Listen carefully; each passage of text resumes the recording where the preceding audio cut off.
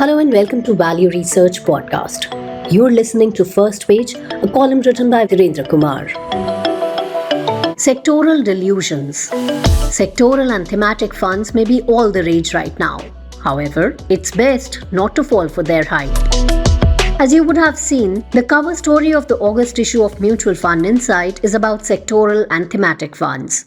Our regular readers know quite well that we have always been deeply skeptical about sectoral funds. In Value Research's publications as well as in other media, I have always said without equivocation that there is no case for an investor investing in any such fund. The rationale has always been quite clear to me. At any point, some sector or the other is doing better than the markets in general. That's in the nature of the markets. The equity market, on the whole, is the average of all its components. Obviously, some parts will be better than average and some will be worse. Consequently, a diversified portfolio never looks like the best bet at any point in time. It's a mathematical certainty that some sectors will always have better short-term performance than the market as a whole. This simple rule, which is almost a law of nature, is the source of the perpetual sectoral hype machine. As you will see in our very well-researched cover story, we have had an absolute spate of sectoral and thematic funds over the last few years.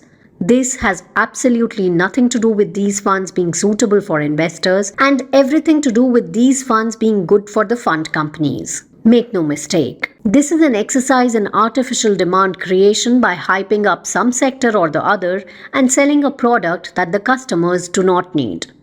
None of this should matter to equity investors if they actually invested in funds the way it should be done. That means ignoring sectoral stories and just choosing diversified, general-purpose funds with a good track record. Such funds are supersets of all the stories that there are. There could be times when banking, energy, infrastructure, or technology stocks make more sense than others. However, that doesn't mean that you, the investor, have to identify those times and then find the right sectoral or thematic funds to invest in. This approach of chasing sectoral trends often leads to the cycle of buying high and selling low, as investors tend to enter sectors when they're peaking and exit when they have already declined. Moreover, consistently timing the market is extremely challenging even for professional investors, let alone retail investors. By sticking to diversified funds, you avoid the pitfalls of market timing and benefit from professional management across various sectors. All this means is that if most of your money is invested in a general purpose fund with a good track record, then the fund manager will appropriately emphasize energy or infrastructure or technology stocks or whatever when it's the right time to do so. However, unlike a sectoral fund, they won't go overboard with that theme and stay within an overall diversification framework. So, when that sector goes out of favor, you won't be stuck with it.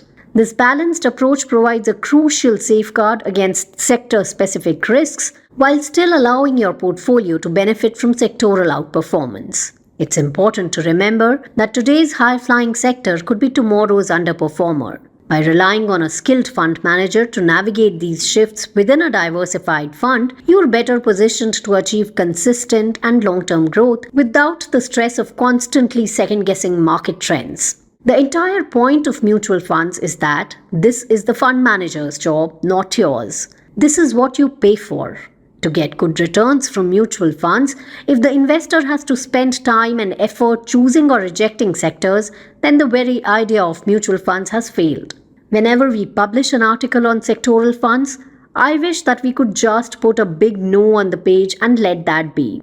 Unfortunately, the sectoral hype is so strong that a fair amount of research and detail is necessary to convince many investors of the actual situation. Our cover story for the month of August is one of our periodic efforts in this ongoing campaign.